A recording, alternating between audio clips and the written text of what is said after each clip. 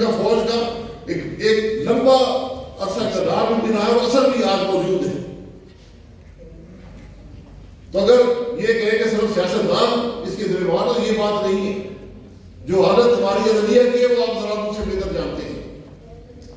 یہاں پر آج جب حکومت کام کرتی ہے وہ یہ دیکھتی ہے کہ کون سا اثر میرے کام پر آئے گا.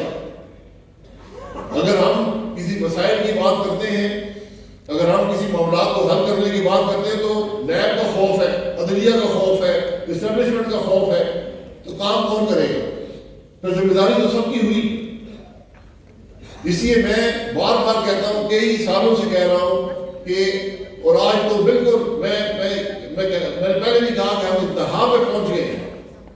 پاکستان اب اس سے زیادہ متحمل نہیں ہو سکتے، نہ اس سیاسی انتشار کا اور نہ ہی جو ملک کے اندر اقتصادی انتشار ہے اس کا اور متحمل نہیں ہو سکتے. بالکل ایک بریکنگ پوائنٹ ہے.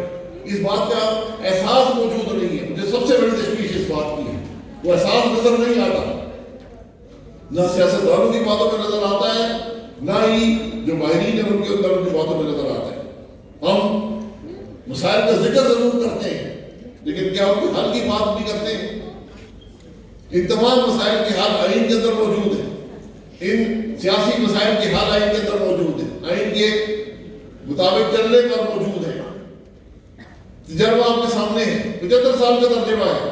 ماشاء اللہ گورنمنٹیں بھی لگی ہیں، ہائیبرڈ سسٹم بھی بنے ہیں، پیچھے سے رہ کر یہ حکومت ہوئی ہے. میں یہ کہتا ہوں کہ ایک دفعہ پاکستان کے آئین کو موقع دے کر دیکھیں. لیکن آج ضرورت اس بات کی ہے کہ ہم ملک کے مسائل کو سمجھیں اور ان کے حل تلاش کرنے کی کوشش کریں. یہ جو فورم ہے ہم نے یہی کوشش کی ہے کہ ملک کے اندر یہی آواز لے کر جائیں کہ ہم کس طرح سب مل کر آج پاکستان کے مسائل کو حل کر سکتے ہیں. سیاست ہوتی رہے گی، ملک کی معیشت ہوگی تو سیاست ہوگی، ملک کا وقار ہوگا تو سیاست ہوگا. اس لیے آج ہم سب کے پر لازم ہیں.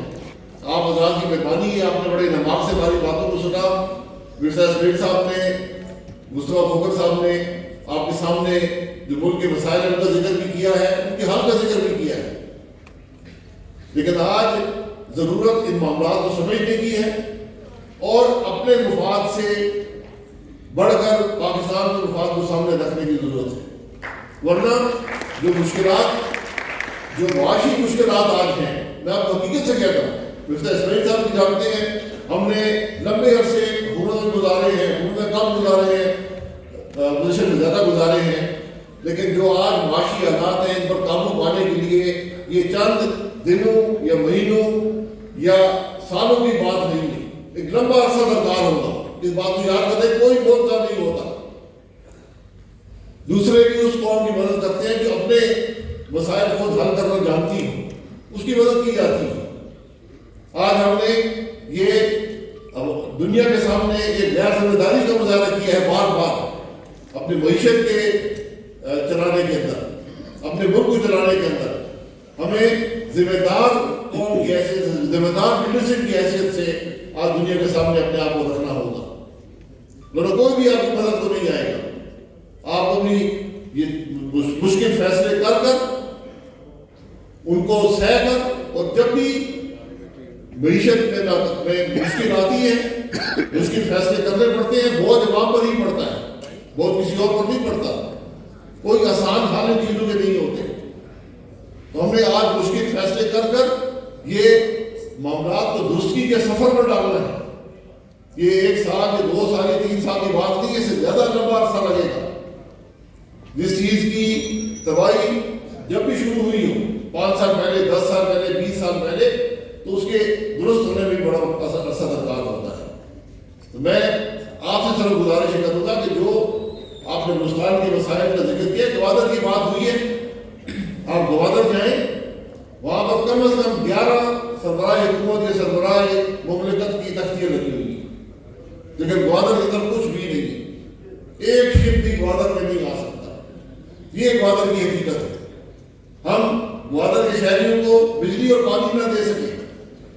بہت سے منصوبے بنے، اس کی لمبی تاریخ میں بھی جانتا ہوں، اور یہ نہیں کہ بندیت ہی تھی، کوشش ہوئی.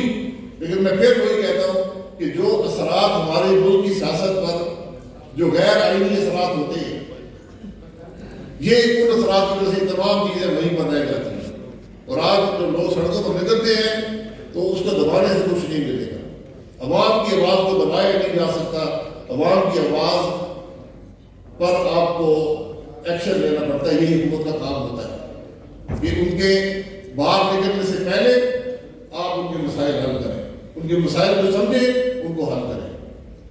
یہ وہ معاملات ہیں جو ہم نے آپ کے سامنے رکھنے تھے۔ یہ آپ کی بہت مہربانی ہے۔